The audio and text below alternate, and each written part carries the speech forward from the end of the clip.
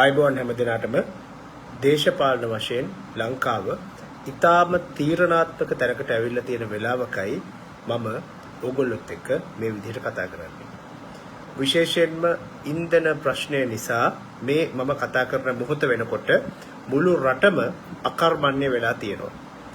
සමහර තැන්වල මේ ගොඩක් තැන්වල මිනිස්සු ඉන්ධන නැති බව දැනම ඉන්ධන පෝලිම් වල එකතු වෙලා ඉන්නවා. ඊයේ රාත්‍රියේත් ලංකාවේ හුඟක් දෙනා රාත්‍රියේ ගත කළේ ඉන්ධන පෝලිම් වල මේක ඊටාම බරපතල තත්ත්වයක් බවට පත් වෙලා තියෙනවා. ඒ වගේම ආණ්ඩුව මේ තත්ත්වය පාලනය කරගන්න බැරුව ජූලි මාසේ 10 වෙනිදා දක්වා කිසියම් සීමාවන් හඳුන්වලා දීලා තියෙනවා. අධ්‍යාපන කටයුතු අන්තර්ජාල මාධ්‍යයෙන් කරන්න, ඒ වගේම අත්‍යවශ්‍ය සේවා ඇරෙන්න, අනිත් අයට ගෙවල් වල ඉඳන් තමන්ගේ වැඩ කටයුතු කරන්න. නමුත් මෙතෙන්දී බලවත් අපහසුතාවකට පත් වෙන පිරිසක් ඉන්නවා මේ රටේ. ඒ පිරිස තමයි ලංකාවේ ජනගහණයෙන් වැඩිම කොටසක් වෙන්නේ. ඒ තමයි දෛනික වැටුපයන්නන්, ඒ වගේම සුළු ව්‍යාපාර කරන අය, කුඩා ව්‍යවසායකයෝ, මේ වගේ විශාල පිරිසක් මේ නිසා බරපතල ලෙස ඊටාම භයානක තැනකට තල්ලු වෙනවා. මොකද ඒ අයගේ ආදායම රැඳිලා තියෙන්නේ එදිනෙදා ජනතාව තමන්ගේ එදිනෙදා ජීවිතය ගත කිරීම තුලම තමයි. ඉතින් ඒ තත්ත්වය තුල ඒ පිරිස ඊටාම බියකරු ඉරණමකට මුහුණ දෙනවා මේ විදිහට ජූලි 10 වෙනිදා දක්වා සීමා පැනවීමත් එක්ක. ඒක එක පැත්තක් මේ ප්‍රශ්නේ තියෙන. එතකොට මේ මිනිස්සුන්ට, මේ ගෙවල් වල කොටු වෙන මිනිස්සුන්ට උත්තර හොයන්න වෙනවා ඊටාම දරුණු ප්‍රශ්නයකට. ඒ තමයි දිනෙන් දින ඉහළ යන ආහාර මිල එක පැත්තකින්, ඒ වගේම අහස උසට නගින බඩු මිල, බඩගින්නේ හඬන දරුවන්, මේ හැම දෙයක්ම එක්ක තමයි අර කියපු සමාජ තීරුව තමන්ගේ ගෙවල් වල කොටු වෙන්නේ. එතකොට ඒකට උත්තරේ විදිහට මේ මිනිස්සු මොකක්ද කරන්නේ? ආණ්ඩුවට පුළුවන් අත්‍යවශ්‍ය සේවා කියලා යම්කිසි සේවා ටිකක් ගැසට් කරන්න. නමුත් බඩගින්නේ හඬන හැම දරුවෙකුටම තමන්ගේ අම්මගේ හෝ තාත්තගේ රැකියාව අත්‍යවශ්‍ය සේවයක්. ඒක තමයි මෙතන තියෙන ඇත්ත. ඉතින් ඒ නිසා මේ අත්‍යවශ්‍ය සේවා කියන බෝඩ් ලෑල්ලට මුවා වෙලා සැඟවෙන්න තවදුරටත් පුළුවන්කමක් නැහැ. මේ ඇත්ත ප්‍රශ්න වලට විසඳුම් හොයන්න ලංකාවේ ආණ්ඩුවට සිද්ධ වෙනවා. නමුත් ප්‍රශ්නේ තියෙන්නේ ආණ්ඩුවට දැන් විසඳුම් නැති එක. එතකොට මේ වගේ තත්වයක් ඇතුලේ ලොකු අවදානමක් තියෙනවා. ලංකාවේ සාමාන්‍ය මිනිස්සු ප්‍රචණ්ඩත්වයේ දිහාට තල්ලු වෙන එහෙම තත්වයක් අපි කාටවත් අවශ්‍ය නැහැ. අපි සියලුම දෙනා කටයුතු කරන්න ඕනේ සමාජය ප්‍රචණ්ඩත්වයේ පැත්තට තල්ලු වීමෙන් නවත්වලා, ඒක වළක්වලා, ඒ වෙනුවට විධිමත් දේශපාලන අරගලයක් ඇතුළට ලංකාවේ මිනිස්සු අරගෙන එන එක. මොකද ප්‍රචණ්ඩත්වය අවිධිමත්ව තැන් වල පුපුරලා යන්න පටන් ගත්තාම සමාජය ඊටාම භයානක තැනකට තල්ලු වෙනවා. ඒ නිසා සිද්ධ වෙන්න ඕනේ දේ තමයි මේ කෝපයට, අපේක්ෂා බංගත්වයට, වේදනාවට පත් වෙලා ඉන්න මිනිස්සුන්ව විධිමත් දේශපාලන අරගලයක් ඇතුළට එකතු කරන එක. ඒක ඊටාම අමාරු කාර්යයක්, සංකීර්ණ කාර්යයක්. නමුත් මේ වෙලාවේ පුරවැසි අරගලය තුල ඉන්න සියලු දෙනාටම ඒ වගකීමත් එක්ක කටයුතු කරන්න සිද්ධ වෙනවා. ඒ වගකීම නැති වුණොත්, ඒ වගකීම පැහැර හැරියොත් සිද්ධ වෙන්නේ මිනිස්සු හිතුමතේ මහපාරේ තැන් වල ප්‍රචණ්ඩ විදිහට හැසිරෙන්න පටන් ගන්න එක. ඒක කොතනින් කෙලවර වෙයිද කියලා කිසිම කෙනෙක් දන්නේ නැහැ. ඒ නිසා එහෙම තත්වයකට ඉඩ තැබිය යුතු නැහැ. විධිමත් දේශපාලන අරගලයක් තුළට, සාමකාමී දේශපාලන අරගලයක් තුළට මේ සියලුම දෙනා ගොනු කළ යුතුයි. ඒක තමයි මේ මොහොතේ අපිට කරන්න තියෙන බැරෑරුම්ම කටයුත්ත. ඒක එක පැත්තක් මේ ප්‍රශ්නේ තියෙන. ඒ වගේම මේ වෙනකොට ඊටාම පැහැදිලි ගෝඨාභය රාජපක්ෂ සහ රනිල් වික්‍රමසිංහ ආණ්ඩුව මේ වෙනකොට අසමත් වෙලා තියෙනවා. මාස දෙකකට කිට්ටු කාලයක්, මාස දෙකක් ගත වෙන්නේ ආණ්ඩුවට තව දවස් 10යි තියෙන්නේ. මාස දෙකකට කිට්ටු කාලයක් තුල Taman මුල් කාලේ කියපු කිසිම දෙයක් ඉටු ඉටු කරන්න ඔවුන් අසමත් වෙලා තියෙනවා. ඒක එක පැත්තක් මේ ප්‍රශ්නේ තියෙනවා. අපි කවුරුත් හිතුවේ නෑ, අපි කවුරුත් බලාපොරොත්තුනේ නෑ රනිල් වික්‍රමසිංහ ඇවිල්ලා එක රැයෙන් සියලු ප්‍රශ්න විසඳයි කියලා. එක සතියෙන් සියලු ප්‍රශ්න විසඳයි කියලා. එක මාසයෙන් සියලු ප්‍රශ්න විසඳයි කියලාත් අපි කවුරුත් හිතුවේ නැහැ. රනිල්ගේ ගෝල බාලයොම, රනිල්ගේ ඔලොමොට්ටල ගෝල බාලයොම ඒ කාරණා සමාජ මාධ්‍යවල කිව්වට. නමුත් අපි බලාපොරොත්තු වුණා රනිල් වික්‍රමසිංහ අගමැති ධූරය බාර අරගෙන අඩුම තරමෙන් රටේ ආර්ථිකය පුනර්ජීවනය කරන්න සැලසුමක් පාර්ලිමේන්තුවේ ඉදිරිපත් කරයි කියලා. ඒ වගේ දෙයක් සඳහා දේශපාලන එකඟත්වය ගොඩනගන්න යම් විදිහකට කටයුතු කරයි කියලා අපි හැමෝම බලාපොරොත්තු වුණා.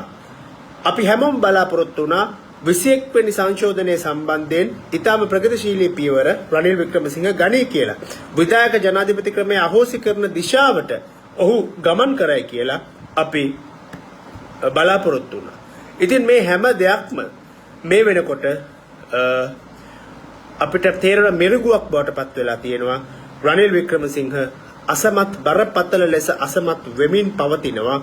ඒ වගේම මේ අර්බුදයට ඔහු ළඟ පිළිතුරු නැති බව ඔප්පු කරමින් සිටිනවා. එතකොට ඊළඟට මොකද්ද කරන්න තියෙන්නේ? ඊළඟ ප්‍රශ්නය තමයි ගෝඨාභය රාජපක්ෂ. ඒ වගේම ගෝඨාභය රාජපක්ෂ යටතේ වෙන කෙනෙක් අගමැතිකම ගත්තොත් මොකක්ද සිද්ධ වෙන්නේ කියලා. සජිත් ප්‍රේමදාස හරි අනුර කුමාර දිසානායක හරි අගමැතිකම ගත්තොත් මොකක් සිද්ධ වෙයිද කියන ප්‍රශ්නය පැන නගිනවා. ඊටාව මේකේ තේරුම් ගන්න ඕනේ කාරණේ තමයි මේ වෙලාවේ සජිත් අගමැතිකම ගත්තත්, අනුර අගමැතිකම ගත්තත්, වෙන කවුරු අගමැතිකම ගත්තත්, කවුරු ජනාධිපතිකම ගත්තත් ආර්ථිකය ගොඩනැංවීම සඳහා, දේශපාලන ප්‍රතිසංස්කරණ සිදු කිරීම සඳහා, ආර්ථික ප්‍රතිසංස්කරණ සිදු කිරීම සඳහා සැලැස්මක් නැතුව, රිෆෝම් සඳහා සැලැස්මක් නැතුව කවුරු මේ රට බාරගත්තත් අපි ආපහු කැරකිලා එන්නේ මෙතෙන්ටමයි කියලා. ඒ හින්දා ඒක අපි තේරුම් ගන්න ඕනේ. මේ කාරණය අපි ජනප්‍රියවාදී විදිහට, සිල්ලර විදිහට, බොළඳ විදිහට මේ දිහා බලන්නේ නැතුව කොහොමද සාමූහික වැඩපිළිවෙලක් ඔස්සේ මේ ප්‍රතිසංස්කරණ ක්‍රියාත්මක කරන්න අවශ්‍ය කරන පසුබිම හදාගන්න කියන එක. ඒ නිසා තමයි අපි විශ්වාස කරන්නේ කොයිතරම් අමාරු වුණත් මේ මොහොතේ පාර්ලිමේන්තුවේ සර්ව පාක්ෂික එකඟත්වයක් ගොඩ නැගිය යුතුයි කියලා. සර්ව පාක්ෂික එකඟත්වයක් ගොඩනගන්නේ නැතුව අපිට ප්‍රතිසංස්කරණ කරන්න බෑ. මේ කියන ප්‍රතිසංස්කරණ කරන්නේ නැතුව කොයිතරම් පාර්ලිමේන්තු මැතිවරණ තිබ්බත්, කවුරු අගමැතිකම් කළත්, කවුරු ජනාධිපතිකම් කළත්, කවුරු ඇමතිකම් කළත්, මොන ජගත පාර්ලිමේන්තුවට ගියත් අවසානයේ අපි නතර වෙන්නේ මේ ඉන්න අගාධේම තමයි. ඒක අපි තේරුම් ගන්න ඕනේ. ඒ නිසා තමයි මම දිගින් දිගටම කියන්නේ මේ මොහොතේ රටට අවශ්‍ය කරන්නේ ප්‍රතිසංස්කරණ සඳහා සැලසුමක්. ප්‍රතිසංස්කරණ සඳහා වැඩපිළිවෙලක්. වෙන කිසිම දෙයක් අපට අවශ්‍ය වන්නේ නැහැ. ඒ හින්දා පුනා කියනවා සියලු දේශපාලන පක්ෂවලට මේ සර්ව පාක්ෂික එකඟත්වයේ ගොඩනැගීම සඳහා මූලිකත්වය ගන්න, මැදිහත් වෙන්න. එතෙන්දී නායකත්වය ගන්න කවුද? එහෙම නැත්නම් කවුද ඒකේ තනතුරු දරන්න වගේ මෝඩ ප්‍රශ්නවල, බොළඳ ප්‍රශ්නවල හිර වෙන්නේ නැතුව මේ සඳහා පරිණත දේශපාලනඥයෝ විදිහට මැදිහත් වෙන්න කියලා පාර්ලිමේන්තුව නියෝජනය කරන සියලුම දෙනාට අපි ආරාධනා කරනවා. විශේෂයෙන්ම රටේ පුරවැසියෝ සාමකාමී විදිහට පාර්ලිමේන්තුව තුල සිටින සියලුම දේශපාලන පක්ෂවලට බලපෑම් කළ යුතුයි. තමන්ගේ පංගුව වැඩි කර ගැනීමේ කාලකන්ණි දේශපාලනය නවත්තලා මේ වෙලාවේ පරිණත මිනිස්සු විදිහට, පරිණත දේශපාලනඥයන් විදිහට කටයුතු කරන්න පටන් ගන්න කියලා. මේ කාලකන්ණි දේශපාලනය නිසා තමයි මොනතරම් අර්බුදයක් මැද්දේ වුණත් කොහොමද තමන්ගේ පංගුව ලොකු කරගන්නේ, කොහොමද තමන්ගේ පක්ෂයේ තනි ආණ්ඩුවක් හදන්නේ කියන ඒ මජර මානසිකත්වයෙන් කටයුතු කරන නිසා තමයි රටට මේ තත්ත්වය උදා වෙලා තියෙන්නේ. මෙතනින් එහාට අපි ගමන් කරනවා නම් අනිවාර්යෙන්ම ඒ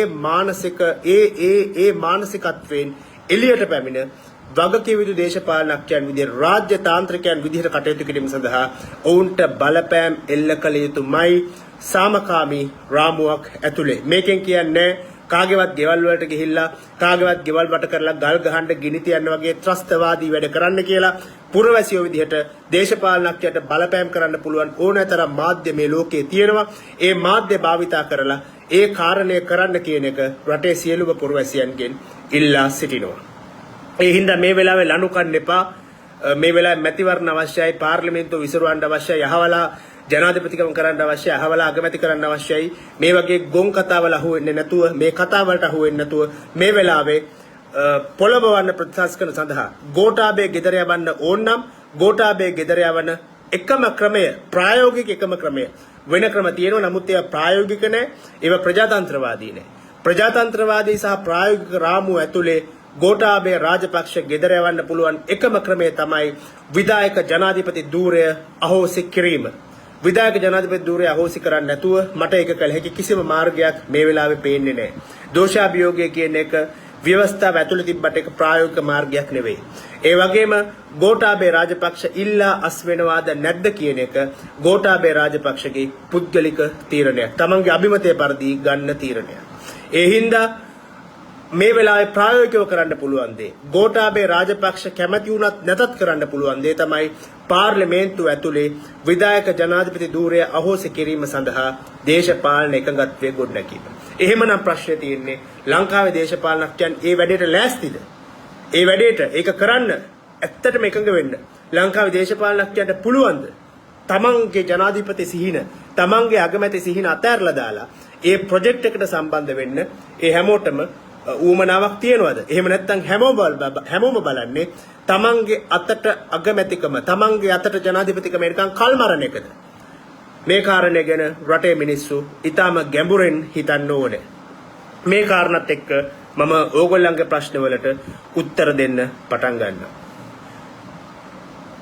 ඔබතුමා හිතන්නේ අපේ රටේ පරණත දේශපාලනඥයන් ඉන්නවා කියලාද? මම හිතන්නේ ඒගොල්ලෝ පරණත් අපරණත්ද කියලා. නමුත් මම බලාපොරොත්තු වෙනවා මේ රටේ දේශපාලනඥයන්ගෙන් මේ වෙලාවේ වගකිව යුතු හැසිරීමක්. මේ තරම් බිහිසුණු අනතුරකට මේ රට මුහුණ පාලා තියෙන වෙලාවක, මේ තරම් භයානක තැනක මේ රට හිර වෙලා ඉන්න වෙලාවක මම බලාපොරොත්තු වෙනවා ජනතාවගේ ඡන්දෙන් පාර්ලිමේන්තු ගිය දේශපාලනඥයෝ අඩුම තරමෙන් වැඩිහිටියෝ විදිහට හැසිරෙයි කියලා. මම බලාපොරොත්තු වෙනවා සජිත් ප්‍රේමදාසලා, අනුර දිසානායකලා, රනිල් වික්‍රමසිංහලා, ඒ වගේම මේ ඉන්න අනෙක් දේශපාලන නායකයෝ වගකිව යුතු වැඩි මේරු මනසක් තියෙන වැඩිහිටියෝ විදිහට පාර්ලිමේන්තුවේ හැසිරෙයි කියලා. මේ වෙලාවෙත් තමන්ගේ පංගුව වැඩි කරගන්නේ කොහොමද කියලා දේශපාලන ගේම් ගහන්නේ නැතුව. ඒ නිසා ඒ අවම බලාපොරොත්තුව මට පුරවැසියෙක් විදිහට තියාගන්න අයිතිය තියෙනවා. ඒ නිසා තමයි මම කියන්නේ. එහෙම නැතුව මම කියන්නේ අහවලා පරණතයි. ඒ නිසා එයාට අහවල් තනතුරු දෙන්න වගේ බොළඳ තැනක නෙවෙයි මම කියන්නේ. මම පුරවැසියෙක් විදිහට බලාපොරොත්තු වෙනවා මේ තරම් බිහිසුණු මානව ඛේදවාචකයකට ලංකාව බුහුණ දෙන වෙලාවේ වුණත් ලංකාවේ දේශපාලනඥයෝ යම්කිසි පරිණත බවක් ඇතුව හැසිරෙයි කියලා. එහෙම හිතන්න මට අයිතියක් තියෙනවා මේ රටේ ඡන්ද බලය හිමි පුරවැසියෙක් විදිහට.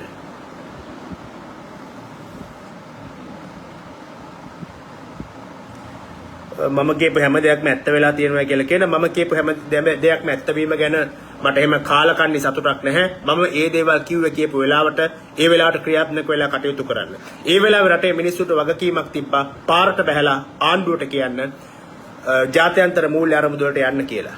නමුත් ඒ වෙලාවේ ඒ කාරණා ඒ අනුතර ගැන අපි කියන වෙලාවේ ගොඩක් දෙනා හිටියේ සුරංගනා ලෝකෙක, ගොඩක් දෙනා හිටියේ කබ්‍රාල්ලගෙන් බනාහමින්, ගොඩක් දෙනා හිටියේ ගෝඨාභය රාජපක්ෂලා කියන බොරු ඒ මවපු බොරු සුරංගනා ලෝකේ හිර වෙලා. ඒ නිසා ඒ වෙලාවේ ඇත්තටම පාරට බහැලා මිනිස්සු පීඩන එල්ල කරා නම් තවත් කල්මර ඉන්නේ නැතුව, තවත් බොරු ඉන්නේ නැතුව IMF එකට ඵලයල්ල කියලා අද මේ තත්වයේ උදා වෙන්නේ නැහැ. එතකොට අද පාරට බහැලා මොනවා ඉල්ලුවත්, අද කොච්චර ගෝඨාභය ගෙදර යවුවත්, අද කවුරු ජනාධිපති කරගත්තත්, අගමැතිකම ගත්තත්, කාට ආණ්ඩුව බාර දුන්නත් මේ තියෙන ප්‍රශ්න අද ලෙහෙසියෙන් විසඳන්න පුළුවන්කමක් නැහැ. අඩුම වශයෙන් අවුරුදු 10කට ගොඩ එන්න බැරි අගාධයක ලංකාව හිර වෙලා ඉන්නවා. ඒ නිසා මේවා ගැන මුලින් කියපු වෙලාවේ රටේ මිනිස්සු ඒව තේරුම් අරගෙන ක්‍රියාත්මක වුණා නම් අද මේ තත්වයට අපි කවුරුත්පත් වෙන්නේ නැහැ. ඒ නිසා මෙතන ඉඳන්වත් මම කියන්නේ ලනු කන්නේ නැතුව, දේශපාලනඥයෝ මේ අඹරලා දෙන ලනු කන්නේ නැතුව මේ මේ වෙලාවෙවත් විචාර බුද්ධියෙන් මේ තියෙන තත්වය ගැන හිතන්න කියලා. ලංකාවේ තියෙන ඊටාම අවිචාර සමාජයක්. ලංකාවේ සමාජය මට පැහැදිලි කරන්න පුළුවන් එකම විදිය තමයි මේ අවිචාරාත්මක බව. ලංකාවේ මිනිස්සු අරගල කරන්න ගියත්, ඡන්ද දෙන්න ගියත්, දේශපාලන පක්ෂයක් තෝරාගත්තත්, දේශපාලනඥයෙකුට සහයෝගය දුන්නත්, වැඩපිළිවෙලක් තෝරාගත්තත්, සටන් පාටයක් තෝරාගත්තත් ඒක කරන්නේ ඊටාම අවිචාරාත්මක විදිහට. ඒ හින්දා කවදාවත් ගොඩ යන්න බෑ. නැවත එකම ලණුව කනවා. නැවත එක එක වෙස්මූණු දාගෙන එන එක එක හිඟන්නන්ට අහු වෙලා තමන්ගේ අනාගතය විනාශ කරගන්නවා. ඒකට එකම හේතුව තමයි අවිචාරාත්මක බව. මේ වෙනකොටත් අපේ මිනිස්සු හිතනවා අද මේ ගෝඨාභය රාජපක්ෂ පැන්නුවොත් හෙට ඉඳන් පිටරට ඉන්න ලංකාවේ මිනිස්සු සල්ලි ඩොලර් එවලා මේ ඩොලර් ප්‍රශ්නේ විසඳයි කියලා. ගෝඨාභය රාජපක්ෂ ගෙදර යවන්න ඕනේ. නමුත් පිටරට ගෝඨාභය රාජපක්ෂ ගෙදර යවපු දවසේ ඉඳන් ආර්ථිකය ගැන හරි සැලැස්මක් නැතුව, ආර්ථිකය ගොඩ ගන්න සැලැස්මක් නැතුව, ගෝඨාභය ගිය ගමන් පිටරට මිනිස්සු තොග ගන්න ඩොලර් එවලා මේ ප්‍රශ්න විසඳයි කියලා හිතන තරම් ගොන් මෝඩ මානසිකත්වයක් ලංකාවේ මිනිස්සුන්ට තියෙනවා නම් මං කියන්නේ මොකක්ද මේ රටේ අනාගතය? ඒක තමයි අපි හිතන්න ඕනේ. ආර්ථිකය ගොඩ ගන්න සැලසුමක් අපිට තියෙනවද? ඒ ප්‍රතිසංස්කරණ ඇත්තටම ආර්ථිකයට මේ වෙනකොට තියෙන විශාලතම ගැටලු රාජ්‍ය සේවයේ ප්‍රශ්න විසඳන්න ප්‍රතිසංස්කරණ මොනවද අපි යෝජනා කරන්නේ? ඒ වගේම ලංකාවේ බදු ආදායම් වැඩි කරගන්න මොනවද යෝජනා කරන ප්‍රතිසංස්කරණ? ලංකාවේ ආයෝජනය කරන්නේ මිනිස්සුන්ට මේ මොහොතේ තියෙන ප්‍රශ්න, ඒ වගේම මේ ගජමිතුරන්ට ලබා දෙන වාසි නවත්තලා සම තරඟ බිමක් ලංකාවේ ආයෝජනය කරන ව්‍යාපාර කරන මිනිස්සුන්ට ඇති කරන්න මොනවද අපි යෝජනා කරන ප්‍රතිසංස්කරණ? ඇත්තටම තියෙන්නේ ඔය කාරණේ, ඔය සාකච්ඡාව. ඒ වගේම දේශපාලන වශයෙන් කොහොමද මේ රට ප්‍රජාතන්ත්‍රවාදී, ශිෂ්ට සම්පන්න, ශීලාචාර රටක් බවට පත් කරන්නේ? ඒ සඳහා මොනවද කරන ප්‍රතිසංස්කරණ? ඇත්තටම සාකච්ඡා වෙන්න ඕනේ මේ කාරණා. නමුත් අපේ රටේ ඉන්න මිනිස්සු හිතාගෙන ඉන්නේ ගෝඨාභය පන්නපු ගමන් පිටරට ඉන්න ලංකාවේ මිනිස්සු ඩොලර් මිලියන ගණන් සල්ලි වල ඊට පස්සේ ඒකෙන් ණයත් ගෙවලා තෙලුත් අරගෙන අර පරණ ජීවිතයට ආපහු යන්න ඕනේ කියලා මේ කොහේවද සුරංගනා ලෝකයක ජීවත් වෙන්නේ. ඒ නිසා තමයි මේ රටේ තියෙන ප්‍රශ්නේ. ඒක තමයි මම පුන කියන්නේ මේ අවිචාර සමාජයේ මේ අවිචාරාත්මක භවෙන් ගොඩ එන කල් ලංකාවේ මිනිස්සුන්ට ඇත්තටම අනාගතයක් නැහැ කියලා. මේ ප්‍රශ්නයක් අහලා තියෙනවා විධායක ජනාධිපති ධූරය අහෝසි කරන්න නම් ජනමත විචාරණයක් අවශ්‍ය වෙනවා. ඒක ශනික පියවරක් විදිහට ජනමත විචාරණයක් කරන්න පුළුවන්ද? මේ වෙලාවේ කරන්න පුළුවන් ප්‍රායෝගික එක දෙයක් තමයි පාර්ලිමේන්තුවේ විධායක ජනාධිපති ධූරය අහෝසි කරන යෝජනාව සම්මත කරනවා. ඒ වගේම ජනමත විචාරණයක් සඳහා නිශ්චිත දිනයක් නියම කරනවා. ඒ දිනේ තව මාස 6ක් වෙන්න පුළුවන්, මාස 8ක් වෙන්න පුළුවන්, මාස 10ක් වෙන්න පුළුවන්. එතකොට මිනිස්සු දන්නවා, එතකොට ජාත්‍යන්තර ප්‍රජාව දන්නවා ගෝඨාභය රාජපක්ෂ තවත් මාස 8කින් 10කින් එහෙම නැත්නම් 12කින් පවත්වන ජනමත විචාරණයත් එක්ක විධායක ජනාධිපති ධූරය අහෝසි කිරීමත් එක්ක ගෙදර යනවා කියලා. මේ වෙලාවේ ජනමත විචාරණයක් තියන්න පුළුවන් කියන තැන මම නැහැ. මොකද ඒකට අවශ්‍ය කරන සම්පත්, මූල්‍ය සම්පත්, ධනය, ඒ වගේම අවශ්‍ය කරන පහසුකම් රටේ නැහැ. මේ පෙට්‍රල් පවා නැති රටක, මේ ඉන්ධන දෙන්න බැරි රටක ජනමත විචාරණ තියලා වැඩක් නැහැ. නමුත් කරන්න ඕනේ දේ තමයි දිනයක් නියම කරලා පාර්ලිමේන්තුවේ සඳහා අවශ්‍ය කරන සියලු ප්‍රතිපාදන සම්මත කරන එක. නමුත් ඒක කරන්න පුළුවන්. ඒක කරන්නේ නැහැ. ඒක කරන්නේ නැත්තේ මොකක් මේ දේශපාලන අවස්ථාවාදීකම නිසා. ඒක තේරුම් ගන්න එක තමයි අපි කරන්න ඕනේ. තා ප්‍රශ්න අහලා තියෙනවා.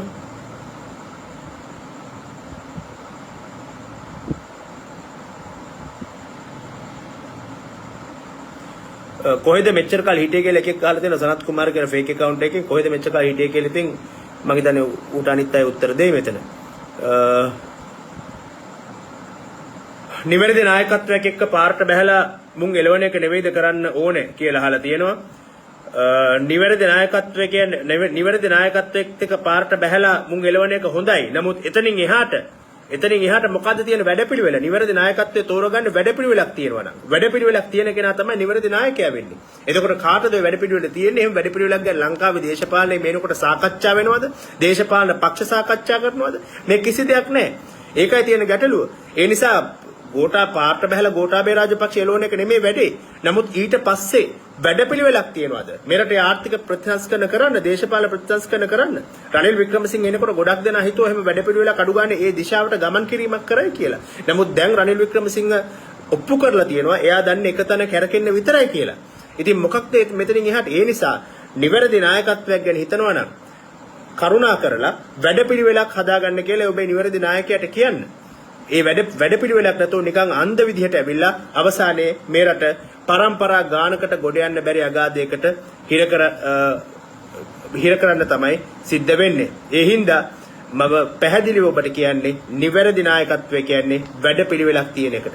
වැඩපිළිවෙල සම්බන්ධයෙන් සාකච්ඡාවක් රටේ තිබිය යුතුයි. වැඩපිළිවෙල කියලා කියන්නේ ගෝඨාභය රාජපක්ෂ ගෙදර ආපු ගමන් විදේශගත ශ්‍රී ලාංකිකයන් ඩොලර් මිලියන 750ක් අපේ ආණ්ඩුවට එවනවා. ඊට පස්සේ ඒ ආණ්ඩුවේ ඒ වෑන් අපි තෙල් ගෙනනවා වගේ මේ තුනේ පන්තියේ ළමයින්ට කියන ගොබ්බ සුරංගනා කතා නෙවෙයි.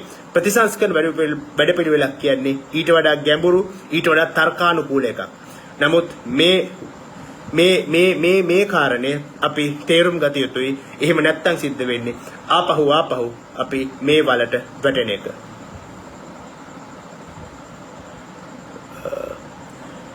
අපි බලමු තා මොනවද යොමු කරලා තියෙන ප්‍රශ්න කියලා. ඇත්තටම දැන් මොකෝ වෙන්නේ මිනිස්සුන්ට කන්න නැති වෙනකම් මෙදිදී පාර්ට බහින්න. මං හිතන්නේ මේ අපි තේරුම් ගන්න ඕන එක දෙයක් තමයි අපි මේ ජීවත් වෙන්නේ අර්බුදයක් ඇතුලේ. අර්බුදයක් ඇතුලේ ආර්ථිකය බංකොලොත් වෙච්ච රටක ආර්ථිකය කඩාවැටුණු රටක ගෙවෙන ජීවිතය තමයි මේක. මේ අපි ගෙවන්නේ එහෙම රටක ඒ ජීවිතයේ ස්වභාවය. ඕගොල්ලෝ පහුගිය කාලේ බස්වල කෝච්චිවල යන මිනිස්සුන්ගේ මේ මොහොතේ ලංකාවේ බස්වල කෝච්චිවල යන මිනිස්සුන්ගේ වීඩියෝ දකින්න ඇති. බස්වල වහලේ උඩ ඒ වගේම බස්වල අර බෑග් තැම්පත් කරන තැන පවා ඒක ඇතුලේ පවා ලංකාවේ මිනිස්සු ගමන් කරනවා. එතකොට ඕක තමයි බංකොලොත් රටක ස්වභාවය. වාහන තියෙන මිනිස්සු වාහන නැතුව මේ අබලන් වෙච්ච බස්වල සැමන් පැක් වෙලා වගේ පැක් වෙලා වවුල් වගේ එලිලා ගමන් කරනවා. මිනිස්සුන්ගේ ජීවිතයේ ගුණාත්මක භාවය පහළ ගිහිල්ලා තියෙනවා. පෙට්‍රල් ටිකක් ගහගන්න මිනිස්සු පැය 48ක් පොලිමේ ඉන්නවා. ඕක තමයි බංකොලොත් රටක ස්වභාවය. මේ වෙද්දි ලංකාවේ මිනිස්සුන්ගෙන් මිලියන 5.7ක් මිලියන 5.7ක්. ඒ කියන්නේ ලංකාවේ ජනගහනයෙන් 4න් 1කට ආසන්න ප්‍රමාණයක් මේ වෙලාවේ තමන්ගේ ආහාර පරිභෝජනය අඩු කරලා තියෙනවා. ඕගලන්ට තේරෙන භාෂාවෙන් කිව්වොත් වේල් 3ක් කාපු මිනිස්සු ලංකාවේ ජනගහනයෙන් 4න් 1ක්. මෙච්චර කල් වේල් 3ක් කාපු මිනිස්සු දැන් කන්නේ වේල් 2යි. එහෙම නැත්නම් මෙච්චර කල් වේල් 3කට මිනිස්සු ගත්ත ආහාර දැන් ගන්නේ වේල් දෙකකට. ඒ කියන්නේ ඊටත් වඩා ආහාර පරිභෝජනයේ සැලකිය යුතු විදිහට අඩු වෙලා තියෙනවා. මේ මිලියන 5.7 නුත් මිලියන 1.7ක් ඊටාම දැඩි මානසික ආධාර අවශ්‍යතාවකට මුහුණ දෙනවා. ඒ කියන්නේ මේ මිනිස්සුන්ට කණ්ඩ බොණ්ඩ ඇත්තෙම නැහැ. අර මිලියන 5.7 ආහාර පරිභෝජනය අඩු කරලා තියෙනවා. ඒකෙන් මිලියන 1.7ක් ඊටාම දැඩි අර්බුදයකට මුහුණ දෙමින් ඉන්නවා. මේ අපි කතා කරන වෙලාවෙත් මම කතා කරන වෙලාවෙත් මම මේ සංඛ්‍යා දත්ත උපුටා ගත්තේ මීට සති දෙකකට කලින් එක්සත් ජාතීන්ගේ සංවිධානයේ ශ්‍රී ලංකාවේ කාර්යාලය නිකුත් කරලා තියෙන වාර්තාවකින්. ඒ හින්දා මේ අර්බුදය අපි තේරුම් ගන්න ඕනේ. මේ අර්බුදය එක රැයින් විසඳන්න බෑ. මේ අර්බුදය ඔබ ආශා කරන දේශපාලන පක්ෂය බලයට ආවා කියලා විසඳන්න බෑ. මේ හැමෝටම මුහුණ දෙන්න සිද්ධ වෙනවා. මේ මොහොතේ අපි මේ මුහුණ දීලා තියෙන දුෂ්කරතා එක්ක ගනුදෙනු කරන මේ හැම ආණ්ඩුවකටම සිද්ධ වෙනවා. නමුත් ප්‍රශ්නේ තියෙන්නේ මේ වෙලාවේ මේ අර්බුද වලට අපි මුහුණ දුන්නට මේ ආණ්ඩුව රටට කිසිම සැලසුමක් ඉදිරිපත් කළා නෑ. මේක තමයි අපි ගමන් කරන මාර්ගය. මේ මාර්ගයේ ගිහිල්ලා අපි අහවල් ක්‍රමවේදය ඇතුලේ මෙතනින් එළියට එනවා කියලා. එහෙම මාර්ග සිද්ධියමක් මේ මොහොතේ පවා මේ ආණ්ඩුව ඉදිරිපත් කළා නෑ. ඒ නිසා ප්‍රශ්නේ තියෙන්නේ එහෙම වැඩපිළිවෙලක් තියෙන ආණ්ඩුවක් බලයටපත් කර ගැනීම. ඒ වැඩපිළිවෙල ක්‍රියාත්මක කරන්න නම් එක පක්ෂයකට විතරක් මේක කරන්න බෑ. එක නායකයෙකුට විතරක් මේක කරන්න බෑ. ගැලවුම්කාරයෙක් විදිහට කෙනෙකුට පහළ වෙලා මේක කරන්න බෑ. මේක කරන්න නම් ලංකාවේ සර්වපාක්ෂික එකඟත්වයක් පාර්ලිමේන්තුව තුළ ඇති විය යුතුයි. පාර්ලිමේන්තුවේ ඉන්න හැම දේශපාලන පක්ෂයක්ම තමන්ගේ ඇජෙන්ඩා එක පැත්තකට දාලා, తాවකාලිකව පැත්තට දාලා මේ වැඩේට සහයෝගය දී යුතුයි. එහෙම සාමූහික ප්‍රයත්නයක් නැතුව මේකෙන් ගොඩ යන්න බෑ. නමුත් කරුමේ කියන්නේ ලංකාවේ දේශපාලන පක්ෂවල ඉන්න ඒ අවස්ථාවාදී කාලකන්නින්ට මේ කියන කාරණය තේරෙන්නේ නැහැ. උන්ට තියෙන්නේ උන්ගෙම ප්‍රශ්න, උන් ජීවත් වෙන්නේ උන්ගෙම ලෝකේ. ඕක තමයි තියෙන ගැටලුව. NPP එක වැඩපිළිවෙලක් ඉදිරිපත් කළා තියෙනවා. ඒක ඒගොල්ලන්ගේ වෙබ්සයිට් එකේ ඒක බැලුවද මම ඒක බැලුවා. මට නම් මේ වැඩපිළිවෙල පොඩි එකාගේ රචනාව වගේ මේ ලංකාවේ ඉන්න දේශපාලන විඥානයක් නැති මෝඩ මිනිස්සු රවට්ටන්න කියපු සොරංගනා කතා ටිකක් මිසක් ලංකාවේ ඇත්ත ප්‍රශ්න විසඳන්න කිසිම ප්‍රායෝගික වැඩපිළිවෙලක් ඒක ඇතුළේ නැහැ. ඒ නිසා මම මේක කියන්නේ. මට වැඩක් නැහැ පක්ෂය මොකක්ද කියලා. මට වැදගත් මේ වැඩපිළිවෙල ප්‍රායෝගික වැඩපිළිවෙලක් හරි විද්‍යාත්මක වැඩපිළිවෙලක් ඒ පක්ෂයට තියෙනවද කියලා. ඒක නැත්තම් ඒගොල්ලෝ කරන්නේ බොරුවක්. ඒක තේරුම් ගන්න ලංකාවේ මිනිස්සුන්ට මොලයක් තියෙන්න ඕනේ. ඒගොල්ලෝ විතරක් නෙමෙයි සමගි ජන බලවේගයත් එහෙමයි. සජිත් ප්‍රේමදාස බයිලා කතා කියමින් බොරුවට එක එක වචන හරබ කරමින් මිනිස්සුන්ට සංදර්ශන පවත්වන ඇරෙන්න මේ සම්බන්ධයෙන් පැහැදිලි ස්ථාවරයක් පැහැදිලි ප්‍රතිපත්තියක් ඉදිරිපත් කළා නැහැ. ඒක තමයි මේ රටේ තියෙන ගැටලුව. ඒක තමයි මේ රටේ තියෙන අවුල. නමුත් මේ අවුල මෙහෙම තියෙද්දි ලංකාවේ දේශපාලන පක්ෂවල වහල්ලු තමන්ගේ නායකයන් සුද්ධ කරනවා. තමන්ගේ නායකයන්ගේ කිල්ටුරේදී හොදනවා. මම ඕක දන්නවා. මම දේශපාලන පක්ෂවල ඉඳලා තියෙනවා. මම ওই සංස්කෘතිය දන්නවා. ඒ දන්න නිසා තමයි මම කියන්නේ මේ කිලුටුරේදී හොදන්න එපා. දැනුවත් වෙන්න මේ මොහොතේ තියෙන තත්ත්වය ගැන. මේ තත්ත්වය ගැන දැනුවත් වුණාම ඔබට පුළුවන් ඔබ නියෝජනය කරන මොකක් හෝ පක්ෂයක් ඔබ සහාය දෙන මොකක් හෝ පක්ෂයකට බලපෑම් එල්ල කරන්න. අඩුම තරමේ මේ සුරංගනා කතා කියන්නේ නැතුව ඇත්ත ප්‍රශ්න වලට ප්‍රායෝගික විසඳුම් ඉදිරිපත් කරපල්ලා කියලා. ඒ නිසා මට කමක් නැහැ ඔබ කැමති දේශපාලන පක්ෂය මොකක්ද කියන එක. අඩුම ගානේ ඒ පක්ෂය හරි පාරේ ගෙන යන්න පුළුවන් පුරවැසියන් බවට අපිපත් විය යුතුයි. ඒක තමයි ඇත්ත. රුසියාවෙන් තෙල් ගන්න පුළුවන් කියලා කතාවක් යනවා. ඒ කියන්නේ මොකද හිතන්නේ? මම පුද්ගලිකව හිතන්නේ තෙල් ගන්න පුළුවන් නම් රුසියාවෙන් නෙමෙයි ඕනෑම තැනකින් මේ වෙලාවේ තෙල් ගන්න ඕනේ. ඒකට හේතුව රුසියාවේ තෙල් ගැන හිතුවොත් වැඩිපුරම රුසියාවේ තෙල් මිලදී ගන්න යුරෝපයේ රටවල්. යුරෝපය තමයි රුසියාවේ විශාලතම තෙල් මිලදී ගන්න කලාපය. ඒ වගේම ඉන්දියාවත් රුසියාවෙන් තෙල් මිලදී ගන්නවා. එතකොට ඉන්දියාවට ඒ වගේම යුරෝපයේ නැති ප්‍රශ්න කවුරු හරි ලංකාවට දානවා නම් රුසියාවෙන් තෙල් මිලදී ගන්නවා කියලා අඩු මුදලට මම හිතන්නේ ඒක සාධාරණ නෑ. ඒ නිසා මේ වෙලාවේ මේ බංකොලොත් භාවයට මුහුණ දීලා තියෙන රටකට ওই වගේ කාරණයක් සම්බන්ධයෙන් කවුරු හරි රාජතාන්ත්‍රිකව බලපෑම් කරනවා නම් ඉතාම අසාධාරණයි. ඒ බැලුවොත් සංඛ්‍යා දත්ත යුරෝපයේ තමයි රුසියාවේ විශාලතම තෙල් ගැනුම් කරුවා. ඉන්දියාවත් ඉන්නවා ඒ ගොඩේ. ඒ වගේම චීනය කොහොමත් ඉන්නවා.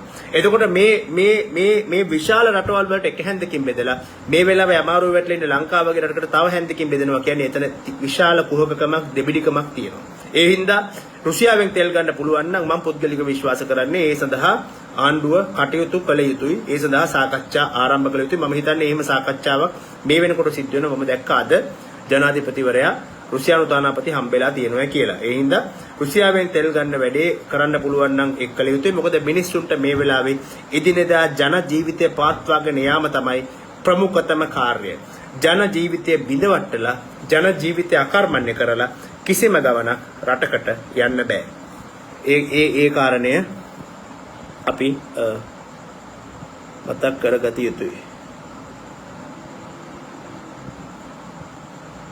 දැන් නම් මට පිස්සු වගේ අනාගතය ගැන මතක් වෙයි. මම හිතන්නේ දැන් පිස්සු හදාගෙන වැඩක් නැහැ. දැන් පිස්සු හැදුණා කියලා කරන්න පුළුවන් දෙයක්වත් නැහැ.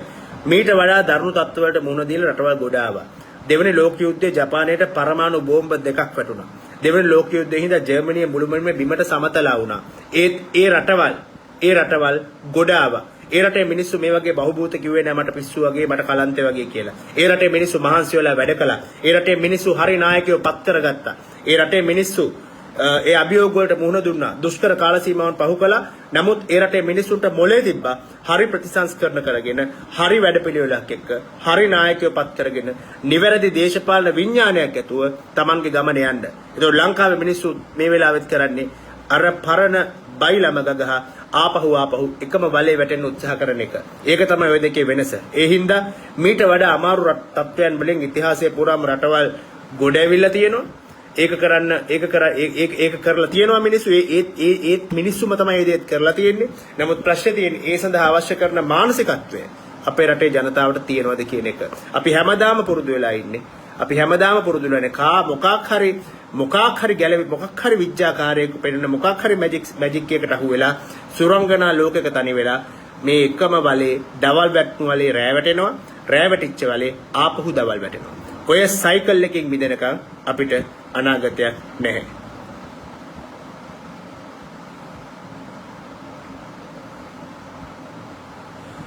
ජපානයේ මිත්‍රශීල රටක් විදිහට අපි දිහා නොබලා නෑ රේල් ලයින් ගැටලුවද LRT ප්‍රොජෙක්ට් එක ඉතාම අමනෝක්ත විදිහට ඒක ඒ ප්‍රොජෙක්ට් එක කැන්සල් කළා ගෝඨාභය රාජපක්ෂ ආණ්ඩුව. මම හිතන්නේ එහෙම තත්ත්වයක් යටතේ මම හිතන්නේ ජපානයේ තවදුරටත් ලංකාවට උදව් කරන තැනක ඉඳී කියලා. මම හිතන්නේ විශාල වශයෙන් ජපානයේ පොළඹවන්න වෙයි.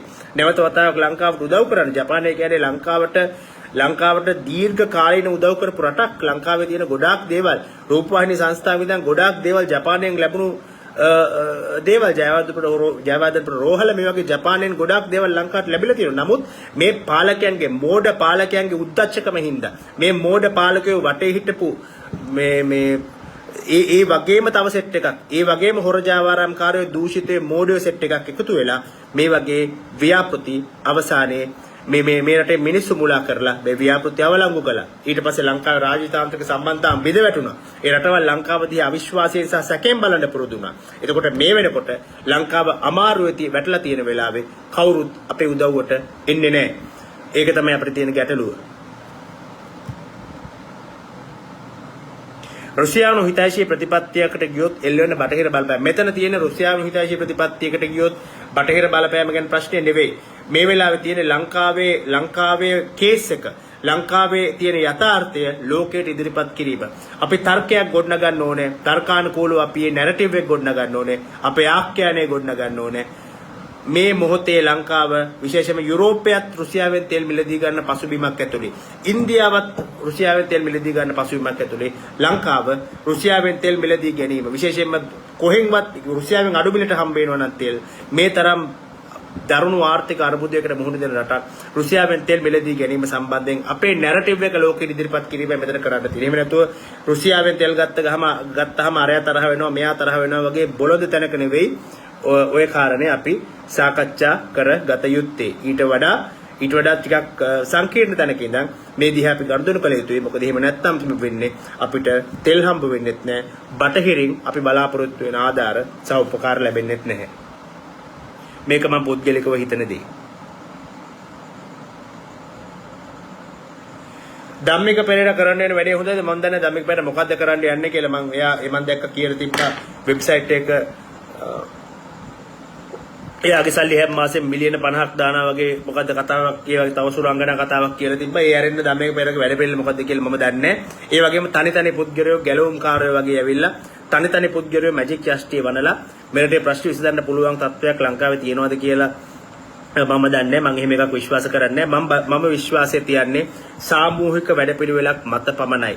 මගේ විශ්වාසය තියෙන්නේ සාමූහික ප්‍රයත්නයක් මත පමණයි. තනි මැජික් කාර්යෝ ගැන මගේ කිසිම විශ්වාසයක් නැහැ. මම ඒ ගුණා විකුණලා හුඟක් කල් මම ඔබටත් යෝජනා කරන්නේ ඒ ගුණා දැන් විකුණන්න කියලා. සාමූහික ප්‍රයත්නයක් ගැන මම මෙච්චර කතා කරන්නේ ඒකයි. ඒ කියන්නේ මම මේ කතා කරන්නේ ඒක එකම මාර්ගය නිසා මිසක් මගේ කොහේ හරි තියෙන කැසිල්ලකට නෙවෙයි. ඒ හින්දා ඔබටත් මම කියන්නේ ඒ කාරණය මේ තනි මැජික් කාර්යෝ ගැන විශ්වාස කරන එක නවත්තන්න. ලංකාවේ ව්‍යාපාරිකයෝ කියන පිරිස මම හිතන්නේ දැන් ලංකාවේ ඇත්තටම හිටපු ව්‍යවසායිකයෝ ව්‍යාපාරිකයන්ගේ ඒ පරපුර දැන් කඩාගෙන වැටලා තියෙන්නේ. එහෙම ඉන්න අය ඉන්නවනම් ඒ අය ඊටාම නිහඬව තමන්ගේ කටයුතු කරනවා. දැන් ලංකාවේ ඇත්තටම ඉන්නේ මැනිපියුලේටර්ස්ලා. රටේ බදු නීති මැනිපියුලේට් කරලා, රටේ ප්‍රතිපත්ති මැනිපියුලේට් කරලා, රටේ නීති ක්‍රමය මැනිපියුලේට් කරලා, තමන්ගේ දේශපාලන සම්බන්ධතා මැනිපියුලේට් කරලා, තමන්ගේ අයුතු විදිහට ධනෙ උපයලා ඒ ධනෙ නැවත ආයෝජනය කරන මැනිපියුලේටර්ස්ලා ටිකක් තමයි ලංකාවේ මේ මහා ව්‍යවසායිකයෝ ව්‍යාපාරිකයෝ විදිහට මේ කාලේ මිනිස්සු වන්දනාමාන කරන්නේ. එතකොට ඔය මැනිපියුලේටර්ස්ලාම ටීවී එකට ඇවිල්ලා මිනිස්සුන්ට ව්‍යාපාර කරන හැටි ගැන එහෙම නැත්නම් ධනාත්මකව හිතන හැටි ගැන පොසිටිව් තින්කින් ගැන උපදෙස් දෙනවා. ඉතින් ඕක තමයි මේ රටට වැදිලා තියෙන හේනේ. ඔය මැනිපියුලේටර්ස්ලට අහු වෙන්නේ නැතුව අපි හරි සිස්ටම් වෙනුවෙන් සටන් කරමු. හරි ක්‍රමවේද වෙනුවෙන් සටන් කරමු. හරි ප්‍රතිසංස්කරණ වෙනුවෙන් සටන් කරමු. හරි දේ වෙනුවෙන් පෙනීමු. මං හිතන්නේ එතන තමයි අපිට ගැලවීමේ මාර්ගය තියෙන්නේ. එහෙම නැතුව මේ එනේන මැජික් කාර්යයට එනේන විද්‍යාකාරයට අහු වීම තුල නෙවෙයි.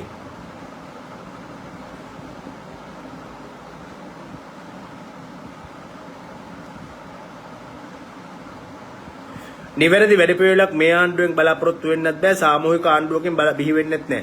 අපි මුලින්ම හොරු එළවමු. කලින් නොහිටපු නායකයෙක් අරගලෙන් බිහි වෙනකම් බලාගෙන ඉන්න. මට එච්චර කියන්න තියෙන වැඩපිළිවෙලක් නිර්මාණය කරන එක මේ වෙලාවේ වැඩ දේශපාලකයෝ කැමැත්තෙන් වැඩ පිළිවෙලක් නිර්මාණය කරන්නේ නැත්නම් රටේ පුරවැසියන්ට පුළුවන් වෙන්න ඕනේ දේශපාලකයන්ට බලපෑම් එල්ල කරන්න. අපේ රටේ මිනිසුන්ට තාමත් මේ බලපෑම් එල්ල කිරීම කියන කාරණේ තේරෙන්නේ නැහැ. පීඩන එල්ල කිරීම කියන කාරණේ තේරෙන්නේ නැහැ. ඒක නිසා තමයි මෙතන තියෙන ප්‍රශ්නය. මේ ලෝකේ දියුණු රටවල දියුණු පුරවැසියෝ තමන්ගේ දේශපාලනඥයන්ට බලපෑම් එල්ල කරන්න දන්නවා. අපේ රටේ මිනිස්සු ඒකත් හරියට දන්නේ නැහැ. ඒකයි මේ තියෙන ගැටලුව. ඒ නිසා මේ වගේ මේ අනියමාර්ථය අසම්භාව්‍ය ක්‍රියාවලිය ඔක්කොම එළවම ඊට පස්සේ අරගලෙන් අලුත්ම නායකයෙක් මතුවේ වගේ රැට දකින හීන මං හිතන්නේ මහ පොළොවේ යථාර්ථයක් වෙන්නේ අපිට අවශ්‍යයි නිසි වැඩපිළිවෙලක් සඳහා ලංකාවේ දේශපාලනඥයන් කොටු කරගන්න. ඒක පුද්ගලික මට්ටමින් වෙන දෙයක් නෙමෙයි රටේ ඒක රටේ පුරවැසියන් විසින් සිද්ධ කරන පුරවැසි ක්‍රියාවලිය. ඒ පුරවැසි ක්‍රියාවලිය තමයි අපේ ඉදිරි ගමන හැඩගස්වන්නේ. මං හිතන්නේ ඒ ගැන අපි හිතන්න ඕන ටිකක් ගැඹුරින්.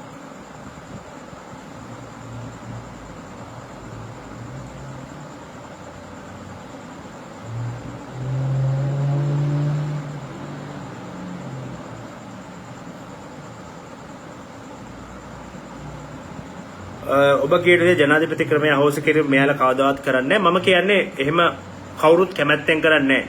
දේශපාලනඥයෝ කියන જાතිය ඔය ප්‍රතිසංස්කරණ කැමැත්තෙන් කරන්නේ නැහැ. දැන් ඔබ හිතුවොත් මේ පාර්ලිමේන්තුවේ ඉන්නේ.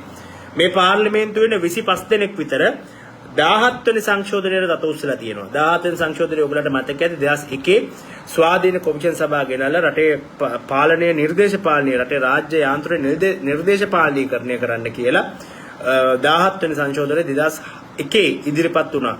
පාර්ලිමේන්තුවේ විශාල පිරිසක් ඒකට අති විශාල බහුතර බලයකින් සම්මත වුණේ. ඒකට JVP එකත් බලපෑම් කළා. 17 වෙනි සංශෝධනයට තත උස්සලා. ඊට පස්සේ ඒ 17 වෙනි සංශෝධනයේ සම්පූර්ණයෙන්ම කඩපිට ගහපු 18 වෙනි සංශෝධනයට තත උස්සලා. ඊට පස්සේ 18 වෙනි සංශෝධනයේ සම්පූර්ණයෙන්ම කඩපිට ගහපු 19 වෙනි සංශෝධනයට තත උස්සලා. ඊට පස්සේ 19 වෙනි සංශෝධනයේ සම්පූර්ණයෙන්ම කනපිට ගහපු 20 වෙනි සංශෝධනයට අත උස්සලා. දැන් 20 සම්පූර්ණයෙන්ම කනපිට ගහන්න හදන 21 වෙනි සංශෝධනයට අත උස්සන්න සූදානම්ෙන් ඉන්න 25ක් විතර මේ පාර්ලිමේන්තුවේ ඉන්නවා. එතකොට මොකක්ද එකෙන් තේරෙන්නේ? මේ දේශපාලනඥයෝ කියන්නේ ප්‍රතිපත්තියක් තියෙන જાතියක් නෙවෙයි. මේ දේශපාලනඥයන්ගේ වැඩක් කරගන්න නම් අනිවාර්යයෙන්ම මුන්ට පීඩනය එල්ල කරන්න ඕනේ. පුරවැසියෝ විදිහට බලපෑම් කරන්න ඕනේ. ප්‍රෙෂර් එක ක්‍රියාත්මක වෙන්න ඕනේ. ඒ නිසා තමයි මම කියන්නේ මේගොල්ලෝ කැමැත්තෙන් එකතු වෙලා අත්වැල් අල්ලගෙන කිරිකිරි බෝලේ කරනවා වගේ විධායක ජනාධිපති ක්‍රමය අහෝසි කරන්නේ නැහැ. ඒ සඳහා ප්‍රබල ශක්තිමත් පුරවැසි මතයක් රටේ නිර්මාණය විය යුතුයි. පුරවැසි ක්‍රියාකාරීත්වයක් නිර්මාණය විය යුතුයි. ඒකයි මම කියන්නේ කරන්න කියලා රටේ පුරවැසියන්ට. එහෙම නැත්නම් ඒගොල්ලන්ටම මේකට හිත පහළ වෙලා එකපාරටම රටේ මිනිස්සු ගැන කරුණාවක් ඇති වෙලා මේ ප්‍රතිසංස්කරණ කරන්නේ නැහැ. ඒකයි මම ඔබට කියන්නේ ඊටාම වැදගත් කාරණයක්. ඒක අමතක කරන්න එපා කියලා.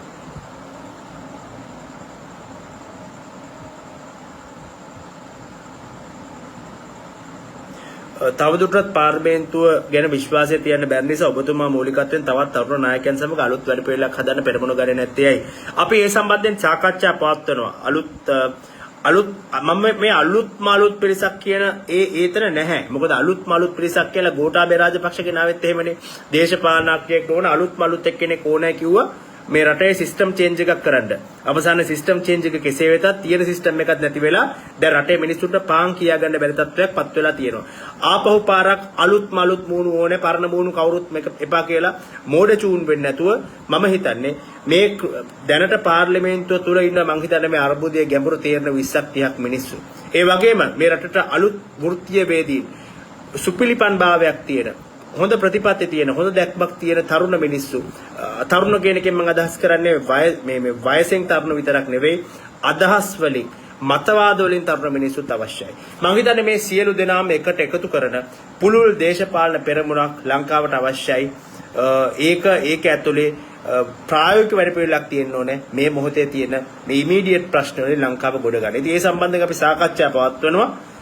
ඒ සාකච්ඡා මම කියන්නේ 100%ක් සාර්ථකයි කියලා. නමුත් යම්කිසි ප්‍රගතියක් තියෙනවා. අපි බලමු අනාගතේ කොහොමද මේ දේවල් සිද්ධ වෙන්නේ කියලා. නමුත් වැදගත් වෙන්නේ නැවත වතාවක් මම කියනවා පුද්ගලයා මමද තව කෙනෙක්ද එහෙම නැත්නම් පුද්ගලයා කවුද කියන එක නෙමෙයි වැදගත් වෙන්නේ. ඔවුන් ඉදිරිපත් කරන වැඩපිළිවෙල මොකක්ද කියන එක. වැඩපිළිවෙල කොච්චර ප්‍රායෝගිකද වැඩපිළිවෙල කොච්චර විද්‍යාත්මකද කියන එක. එහෙම නැතුව මමයි අහවලයි මෙයයි එහෙම නැත්නම් ඒ වගේ නම් ටිකක් එකට තිබ්බයි කියලා කවදාවත් එක සාර්ථක වැඩ පිළිවෙලක් වෙන්නේ නැහැ. පුද්ගලයෝ දිහා බලන්න එපා, වැඩ පිළිවෙල දිහා බලන්න පුරුදු වෙන්න. ඒක තමයි ලංකාවේ මිනිස්සු ඉගෙන ගන්න ඕනේ ප්‍රධානම පාඩම. මොකද එහෙම නැත්නම් හැමදාම සිද්ධ වෙන්නේ පුද්ගල චරිතවලට අහු වෙලා නැවත එකම වලේ වැටෙන එක. අද අධිකරණ පද්ධතිය ස්වාධීන නොවන රටක් අපි මම හිතන්නේ අධිකරණ පද්ධතිය ස්වාධීන රටක් කියන එක වෙන්නේ නැති මේ කියන උත්සාහ කරන්නේ. ඔව් නීති ආධිපත්‍ය නැති රටක්. මම හිතන්නේ කවුරුත්ම ඒ වගේ නීති ආධිපත්‍ය නැති රටක කටයුතු කරන්න, එහෙම රටක් එක්ක ව්‍යාපාර කරන්න, එහෙම රටක් එක්ක ගනුදෙනු කරන්න, ආයෝජනය කරන්න කවුරුත් කැමති නැහැ. ඒ නිසා රටේ නීතියේ ආධිපත්‍ය ස්ථාවරු කිරීම ඉතාම වැදගත්. කොහොමත් මේ රට ඉදිරියට යනකොට කාටද හරි නායකයා කියන්නේ එලිපිටම කිව්වනම් හොඳයි. මම කියන්නේ මෙච්චර කට ගැඩනකම් කියලාත් මේ කියන කාරණේ ඒක තේරෙන්නේ නැත්තම් මම හිතන්නේ මෙයා ගිහලා ළඟම තියෙන මොන්ටිසෝරි හොයාගෙන මේ මොන්ටිසෝරියට ඇතුළත් වෙන එක විතරයි මට ඔබට යෝජනා කරන්න තියෙන්නේ. මෙච්චර මම කියනවා මේ හරි නායක මේ පුද්ගල චරිත ගැන නෙවෙයි කතා කරන්නේ, වැඩ පිළිවෙලක් ගැන කියලා, ප්‍රතිසංස්කරණ ගැන කියලා. ඉතින් එච්චර කියලාත් ආපහු ආනෝ නම් හරි නායකයා කියන්නේ කවුද කියලා ළඟම තියෙන මොන්ටිසෝරියට ගිහලා ඇතුළත් වෙන්න කියනවා ඇරෙන්න මට දෙන්න වෙන උත්තරයක් නැහැ. ඒ රටවල් ගොඩාවා තමා මේ රටේ එහෙම මිනිස්සු නැහැ, පාලකයොත් නැහැ. ඒතකොට මේ රටේ ඉන්නේ වෙනම. ඒතකොට ඒ රටේ මිනිස්සු සම්මස ඇටනහර වලින් හැදිලා, මේ රටේ මිනිස්සු මැටි වලින් හැදිලා කියලා එකක් නැහැනේ. මේ රටේ ඉන්නේ ඒ වගේ මිනිස්සු වැදගත් වෙන්නේ ලංකාවේ මිනිස්සුන්ට මේ දේශපාලන විඥාණය, සමාජ විඥාණය ලබා දෙන එක විතරයි. මම හිතන්නේ ඒක තමයි අපේ කාර්යභාරය. එහෙම නැතුව මේ වගේ ඒ රටේ මිනිස්සු කියලා 아무තු જાතියක් නැහැ. මේ ලෝකේ මිනිස්්‍ය වර්ගයාගේ තියෙන දුර්වලතා ලංකාවේ මිනිස්සුන්ටත් තියෙනවා, ඒ රටවල මිනිස්සුන්ටත් තියෙනවා. එහෙම ගොඩාපු රටවල මිනිස්සුන්ටත් තියෙනවා. නමුත් මේ දුර්වලතා සමහර මේ දියුණු රටවල මිනිස්සු අතික්‍රමණය කරගෙන තියෙනවා. දැනුවත්භාවය ලබාගෙන තියෙනවා. දේශපාලන වශයෙන් මිනිස්සු සාක්ෂරතාව ලබා ගන්න උත්සාහ කරනවා. ලංකාවේ මිනිස්සු ඒ කිසි දෙයක් නැතුව අර දුර්වලතා එක්කම හැපි ඉන්නවා. ඒකයි උදන් තියෙන වෙනස. ඒ නිසා තමයි අපි ඒක වෙනස් කරන්න මහන්සි වෙන්න ඕනේ. ලංකාවේ මිනිස්සු අසාමාන්‍ය විදිහට මෝඩයි කියලා මම දන්නේ අසාමාන්‍ය විදිහට මෝඩයි කියලා හිතන එක ලංකාවේ මිනිස්සුගේ බුද්ධි සඵලතාවයේ ප්‍රශ්නයක් තියෙනවා නේද? ඒ කියන්නේ ලෝකේ බුද්ධි සඵලතා දර්ශකය කියලා එකක් හදනවා. IQ index එක. මේ IQ index එකෙත් ලංකාව තියෙන සාපේක්ෂව ගොඩක් පහළින්. අනිත් රටවල් වලට වඩා. මම හිතන්නේ සිංගප්පූරුව වගේ රටවල් ඒක ගොඩක් උඩින් ඉන්න රටවල්. නමුත් ලංකාවේ ඉන්නේ ගොඩක් පල්ලෙහායි. ඒකට ඇයි එහෙම වෙන්නේ කියන එකත් පොඩ්ඩක් හිතන්න ඕනේ අපි නේද? එතකොට මේ අවුල මොකද්ද කියලා තේරුම් ගන්න පුළුවන්.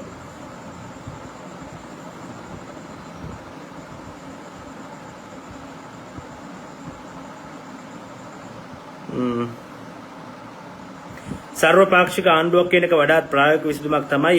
ඒට පෙර සර්වපාක්ෂික එකගතාවක් සහිත වැඩපිළිවෙලක් නිර්මාණය කරගත යුතු නොවේද? නැත්නම් අතරමැග බිඳ වැටීම සහ අතරමැග අත්හැර දැමීම සිදුවිය හැකියි. මේ අතරමැදි කාල සීමාව තුළ යම් සිවිල් ව්‍යාපාරයක් මූලිකත්වයෙන් සමාජ දේශපාලන සංවාදයක් ආරම්භ කර ඒ හරහා සර්වපාක්ෂික එකගතාවක් සහිත ආණ්ඩුවක් බිහි කර ගැනීමද ජනතා අරගලයේ මෙහෙයවා ගත නොහැකිද? මම හිතන්නේ ඉතාම හොඳට ඔබට මේ කියන කාරණේ තේරලා තියෙනවා. මම කියන්නේ ඒකම තමයි. මේ එකඟතාවය ඇති කරගන්න අවශ්‍ය විශේෂයෙන් මේ සඳහා සිවිල් ව්‍යාපාර මැදිහත් විය යුතුයි, පුරවැසියන් මැදිහත් විය යුතුයි. ඔබ කියන කාරණේ මම හිතන්නේ මම මේ කියන හැමදේම ඉතාම ලස්සනට ලස්සනට ගොනු කරලා තියෙනවා මේ කමෙන්ට් එකේ. ඒක කියපු කෙනාට මේක හරියටම තේරලා තියෙනවා. ඒ ගැන මට සන්තෝෂයි. අපි බලමු ඒ සඳහා අපි මැදිහත් වීම කරනවා, පීඩන එල්ල කරන විවිධාකාර දේවල් කරනවා. නමුත් එක්කෙනෙක් විතරක් මේකට මහන්සි වුණාට එහෙම නැත්නම් එක කණ්ඩායමක් විතරක් මහන්සි වුණාට මේ දේවල් සිද්ධ වෙන්නේ නැහැ. සමස්ත සමාජයටම මේ අවශ්‍යතාවය දැනෙන්න ඕනේ. සමස්ත සමාජයකට මේක තේරෙන්න ඕනේ. එදාට තමයි අපිට මේක වෙනස් කරගන්න පුළුවන් වෙන්නේ.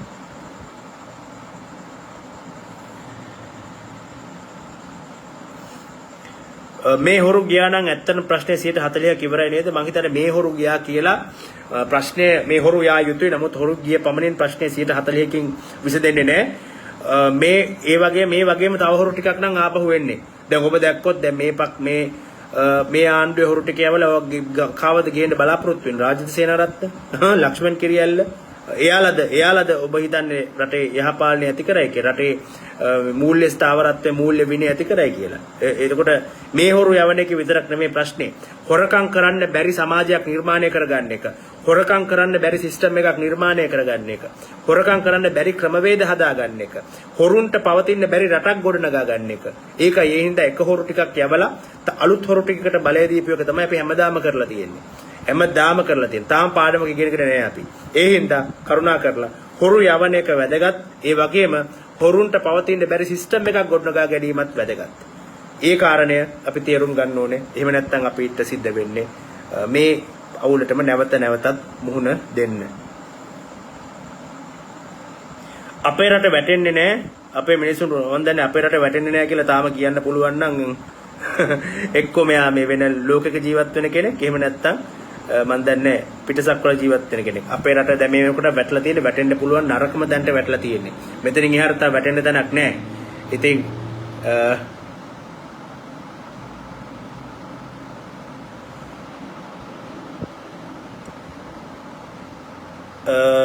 තවම මේ අරගලේ ගමට දැනිලා නෑ නේද? ගමන් හිතන්නේ අරගලයක් පටන් ගන්නේ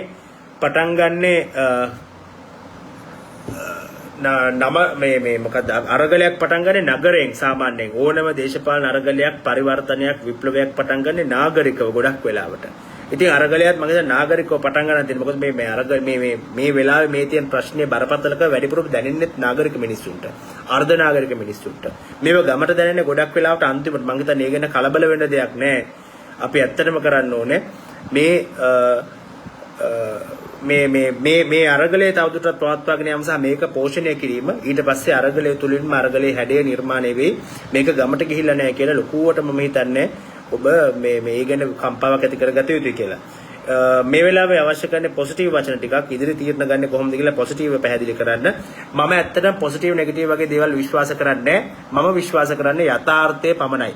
මම කිව යුතු ඇත්ත කියනවා. මම එදා හිටියෙත් එතන අද ඉන්නෙත් එහෙම. මම කිව යුතු ඇත්ත කොච්චර අමානුෂික වුණත් කොච්චර දරුණු වුණත් කොච්චර ඔබට දිරව ගන්න අමාරු වුණත් මම ඇත්ත කියනවා. ඒ හින්දා මම පොසිටිව් නෙගටිව් දේවල් නෙමෙයි කියන්නේ. මම මේ දෙක ගැනම විශ්වාස කරන්නේ නැහැ. මම හොඳක් තිබ්බොත් ඒකත් කියනවා නරකක් තිබ්බොත් ඒකත් තියෙනවා. මම කිසිම දෙයක් අයිසින් කරලා කියන්නේ නැහැ. ඒක මගේ ප්‍රතිපත්තිය නෙවෙයි. ඒ හින්දා පොසිටිව් වචන ටිකක් දෙන්න මට විදිහක් නැහැ. මොකද එහෙම පොසිටිව් තත්ත්වයක් රටේ නැති හින්දා. නමුත් මේකෙන් ගොඩ එන ක්‍රමය මොකක්ද කියලා මම දිගින් දිගටම පැහැදිලි කරලා තියෙනවා. ඒක තමයි වැදගත් වෙන්නේ. එතකොට ඒ වෙනුවෙන් මම පෙනී සිටිනවා. ඒක තමයි මට කරන්න පුළුවන් දේ වෙන්නේ.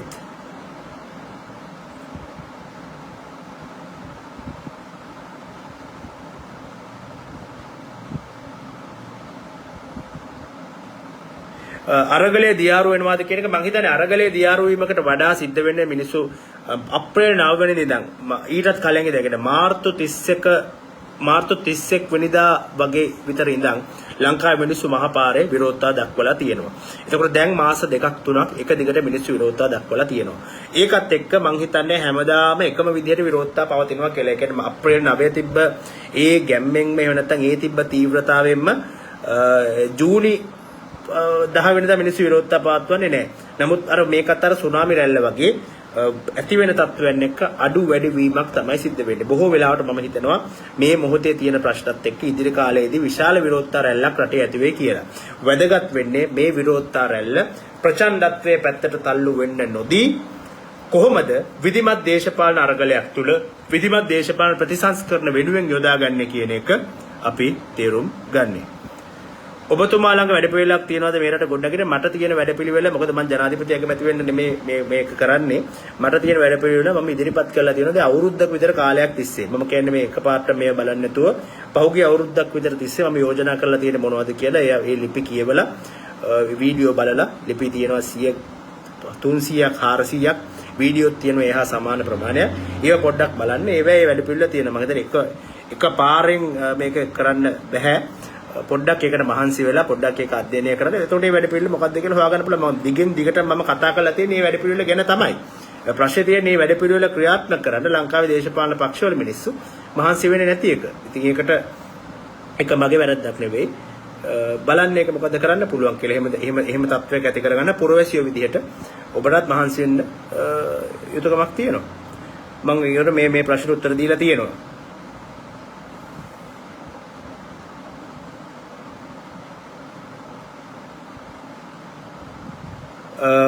ආණ්ඩුව වෙනස් කරගත්තාම කොච්චර විතර කාලයක් යද්ද මේ තත්ත්වෙන් ගොඩ වෙන්නේ? මම එකත් කලින් කිව්වා මේ වගේ අරබුද වලට මුහුණ දීපු රටවල් රාශියක් ලෝකේ තියෙනවා. ආජන්ටිනාව, ග්‍රීසිය, එතකොට ඔය වගේ ගොඩාක් රටවල්, ලෙබනනය වගේ ගොඩාක් රටවල් මේ වගේ තත්ත්වයන්ට මුහුණ දුන්නා. මේ වගේ තත්ත්වයන් අවුරුද්දකින් දෙකෙන් එහෙම නැත්නම් මාස 6කින් ගොඩ වෙන්න පුළුවන් තත්ත්වයක් නෙමෙයි. අඩුම වශයෙන් දශකයක් යනවා. මේවෙන් ගොඩ එන්න. මේ වගේ තරබුදයකින් සම්පූර්ණයෙන්ම ගොඩ එන්න. ඒතකොට ඒ දශකයේ තුල සෑහෙන්න මහන්සි වෙන්න වෙනවා රටේ මිනිස්සුන්ට, සෑහෙන්න අභියෝග වලට මුහුණ දෙන්න සිද්ධ වෙනවා. ඒ හැම දෙයක් එක්කම තමයි ඉස්සරහට යන්න වෙන්නේ. නැවත වතාවක් එක්කෙනෙක් වැඩපිළිවෙල ගැන අහලා තියෙනවා. මම ඒකට උත්තරයක් දුන්නා. මම යෝජනා කරන වැඩපිළිවෙල මම පහුගිය අවුරුද්ද තිස්සේම දිනපතා මම ලිපි ලියලා රටට ඉදිරිපත් කරලා තියෙනවා. දිනපතා වීඩියෝ කරලා රටට ඉදිරිපත් කරලා තියෙනවා. ඒ හින්දා ඔබ දැන් මේ වෙලාවේ ඒ සියල්ල මුල සිට මට අයන්නේ ඉඳන් පැහැදිලි කරන්න බෑ. දැන් ඔබ මේ වීඩියෝ එක බලනවා නම් මේක ඉවර වෙලා මම පහුගිය අවුරුදු තුල මේ පළ කරලා තියෙන ලිපි සහ වීඩියෝ බලන්න. එතකොට මම ඉදිරිපත් කරන වැඩපිළිවෙල සහ මගේ යෝජනා මොනවද කියලා ඔබට දැක ගන්න පුළුවන් වෙයි.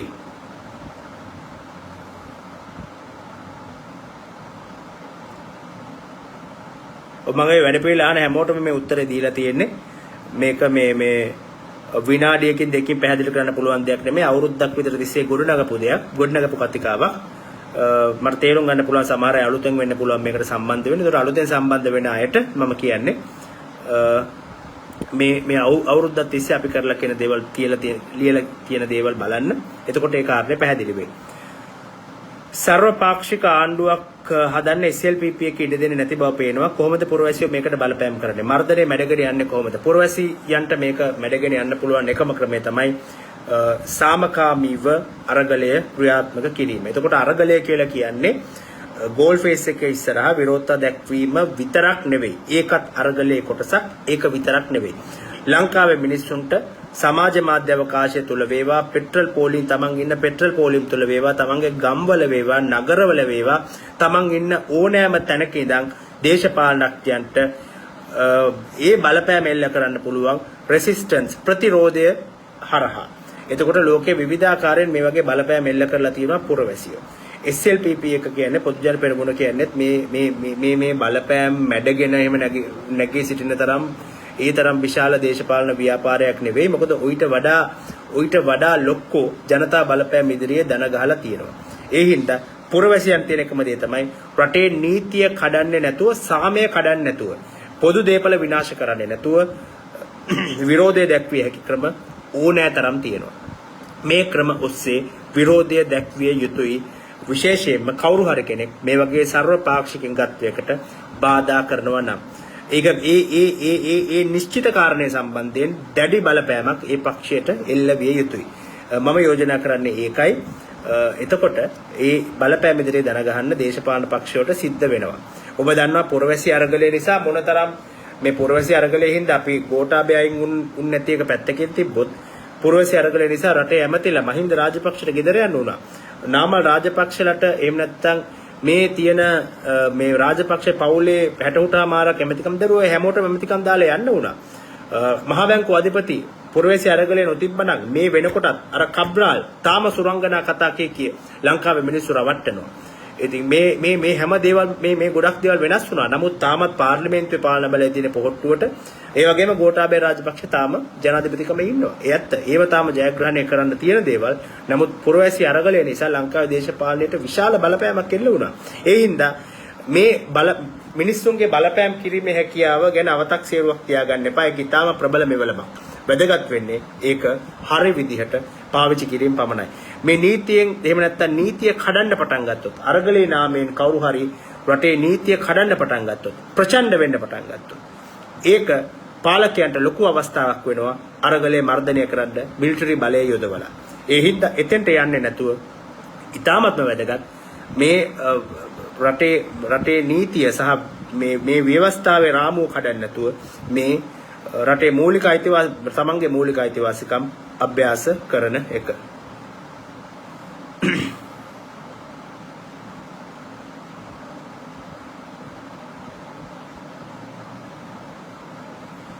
ගොඩක් ප්‍රශ්න වලට මේ ගොඩාක් ප්‍රශ්න නැවත ඉදිරිපත් කරලා NPP ගැන අදහස මම කලින් කිව්වා පැහැදිලි කළා මේ ලයිව් වීඩියෝ එකේ මුල මම පැහැදිලි කළා ඒ NPP ගැන මගේ තියෙන අදහස ඒගොල්ලන්ගේ වැඩ පිළිවෙල ගැන මගේ තියෙන අදහස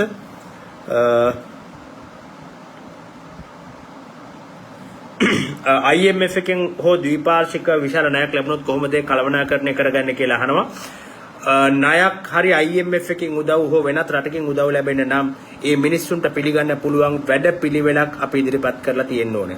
ප්‍රශ්නේ වෙන්නේ මේ වෙනකොටත් එහෙම වැඩපිළිවෙලක් හදාගන්න අපිට බැරි වෙලා තියෙන එක. එහෙම වැඩපිළිවෙලක් නැති රටකට කවුරුත් උදව් කරන්නේ නැහැ. ඒ හින්දා විශේෂයෙන්ම ප්‍රතිසංස්කරණ සම්බන්ධයෙන් ඉතාම දියුණු වැඩපිළිවෙලක් ලංකාව සතෝ තියෙන්න ඕනේ. IMF එකට යනවා නම් එහෙම නැත්නම් වෙනත් රටකින් උදව් ඉල්ලනවා. දැන් ගොඩාක් රටවල් ලංකාවට උදව් නොකර පස්ස ගහන්නේ එහෙම වැඩපිළිවෙලක් ලංකාවට නැති නිසා. ඔබ මේ ගොඩාක් ප්‍රශ්න මම නැවත උත්තර දී ප්‍රශ්න නැවත ගොඩක් අය අහලා තියෙන්නේ. ඒ ගොඩක් රට පස්සේ එකතු වෙච්ච අය වෙන්නේ නැති මේ ප්‍රශ්න මොකලා තියෙනවා. ඔබට මම ආරාධනා කරනවා නැවත වීඩියෝ එකේ මුල කොටස බැලුවොත් මේ ගොඩක් ප්‍රශ්න වලට විසඳුම් ඔබට උත්තර ලබා ගන්න පුළුවන් වෙයි. එහෙමනම් අපි මේ ලයිව් වීඩියෝ එක අවසන් කරමු. පැයකට ආසන්න කාලයක් ඔබ මාත් එක්ක රැඳී සිටියා. අපි මේ කාල සීමාව තුළ දිගින් දිගටම කතා කරමු. මේ ප්‍රශ්න වලට උත්තර හොයාගන්න මහන්සි වෙමු. විශේෂයෙන්ම පාලකයන් විසින් අපි වටා මවලා තියෙන සුරංගනා ලෝකය බිඳ දාලා ඒ වෙනුවට අපි යථාර්ථයත් එක්ක ගනුදෙනු කරන්න පටන් ගමු. ලංකාවට අනාගතයක් ගොඩනගා ගන්න පුළුවන්. ඒ වගේ යථාර්ථයත් එක්ක ගනුදෙනු කරන පුරවැසියෝ පිරිසක් ලංකාවේ බිහි දවසට. ඒ නිසා ඒ කාරණයක් එක්ක ඔබ හැම දිනාටම සුබ රාත්‍රියක් ප්‍රාර්ථනා කරනවා. අපි මේ අභියෝග ජය ගන්න මහන්සි වෙමු.